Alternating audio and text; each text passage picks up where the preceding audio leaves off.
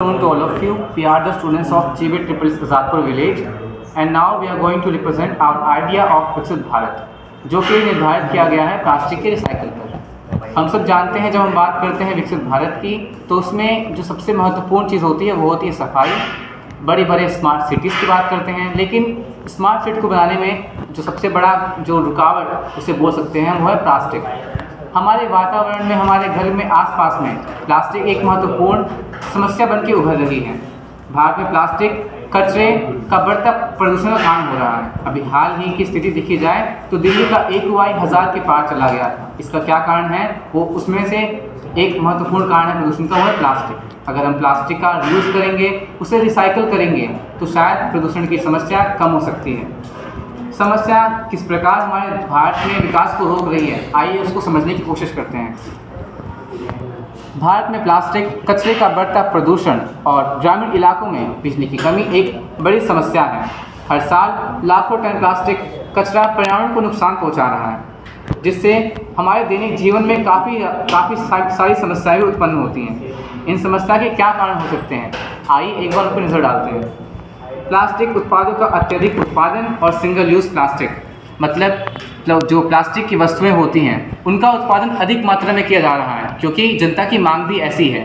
अगर हम प्लास्टिक के अलावा जूट बैग्स का इस्तेमाल करें या फिर कोई अन्य वस्तुओं का इस्तेमाल करें जिससे प्रदूषण कम हो सकता है, या फिर अगर हम प्लास्टिक की चीज़ों का इस्तेमाल करते भी हैं तो हो सके तो उसकी शेल्फ लाइफ को इंक्रीज़ करने की सोचें, मतलब कि उसको रिसाइकिल करें, एक बार से अधिक बार तक इस्तेमाल करने की कोशिश करें, जिससे हम अपने आम स्तर पर, अपने जीवन स्तर पर प्लास्टिक की समस्या को खत्म कर सकते हैं।